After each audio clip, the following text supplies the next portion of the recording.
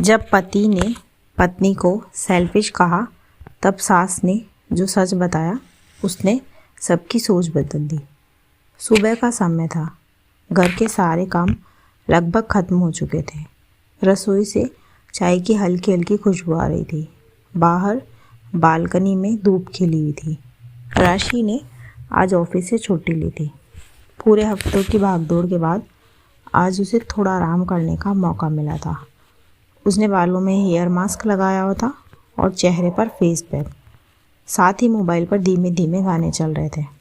तभी रसोई से निकलते हुए उसके साथ सावित्री जी ने उसे देखा और मुस्कुराते हुए बोली, अरे राशि, ये तुम क्या कर रही हो बेटा? राशि ने हल्की मुस्कान के साथ जवाब दिया, जी मम्मी जी, आज मेरी छुट्टी है ना, तो सोचा थोड़ा स्किन केयर और हेयर केयर कर लो। इतने दिनों से तो टाइम ही नहीं मिल रहा था। सावित्री जी कुछ कह पाती उससे पहले ही सोफे पर बैठा अमन, राशि का पति, अखबार मोड़ते हुए बोला, तुम आजकल की लड़कियां भी ना कितनी सेल्फिश होती हो। राशि ने चौंक कर उसकी तरफ देखा और बोली, सेल्फिश? वो कैसे?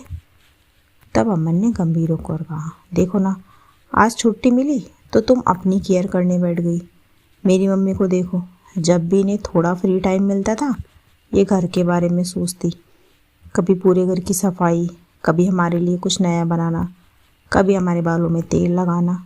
मम्मी ने हमेशा घर और बच्चों को खुद से ऊपर रखा और तुम लोग बस खुद के बारे में ही सोचती हो।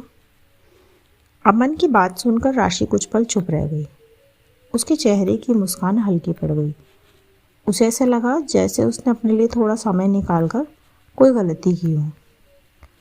वो कुछ बोलने वाली थी कि तभी सावित्री जी ने धीरे से कहा, नहीं बेटा, बात ऐसी नहीं है। अमन ने हैरानी से अपनी माँ की तरफ देखा।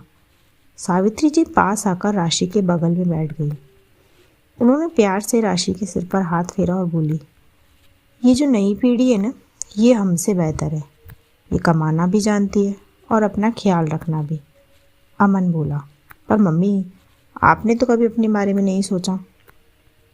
सावित्री जी हल्का सा मुस्कुराई।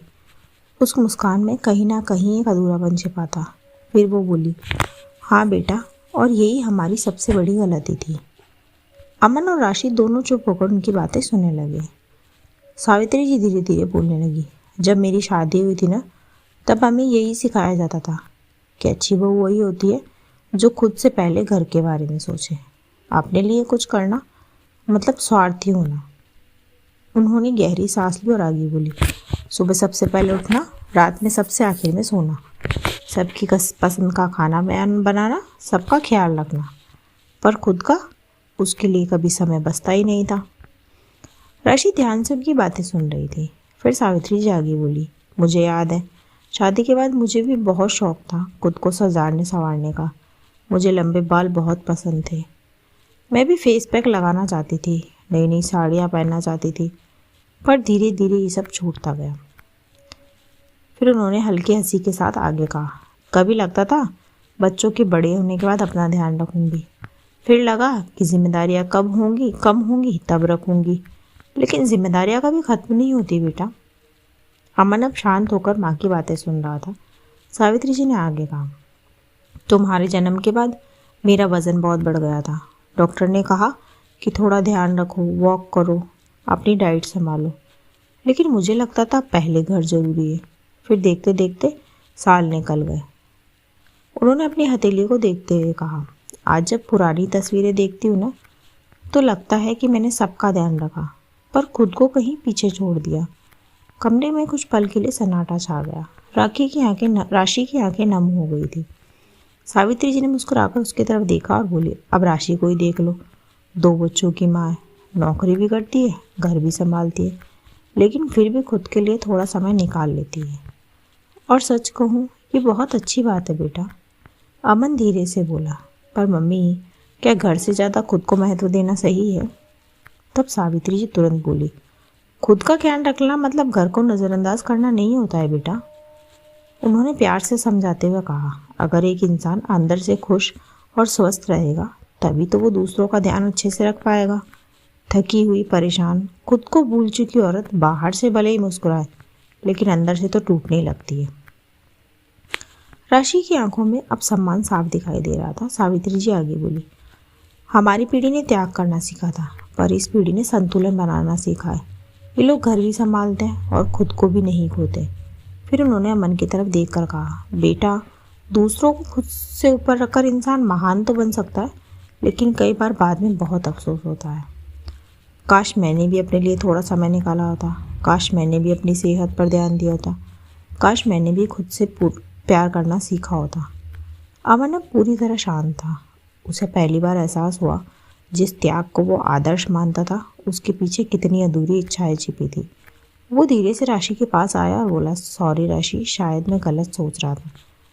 राशि हल्का सा मुस्कुरा दी। फिर अमन ने मुस्कुरा कर कहा, वैसे फेसबुक के बाद क्या सच में फ़र्क पड़ता है? इतना सुनते ही राशि हंस पड़ी और बोली, हाँ बिल्कुल पड़ता है। तब सावित्री जी भी हंसते हुए बोली, तो फिर मेरे भी लगा दो थोड़ा सा। सच मम्मी जी?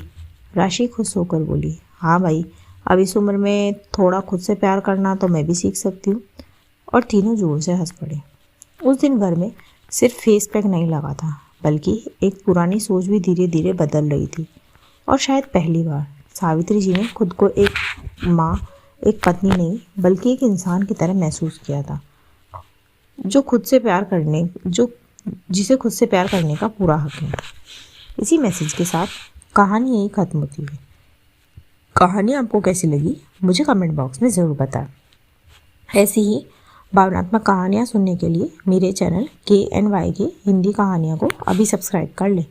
मैं मिलती हूँ आपसे अगली कहानी में। तब तक अपना और अपने परिवार का रखिए ख्याल। थैंक यू सो मच दोस्तों। Thanks for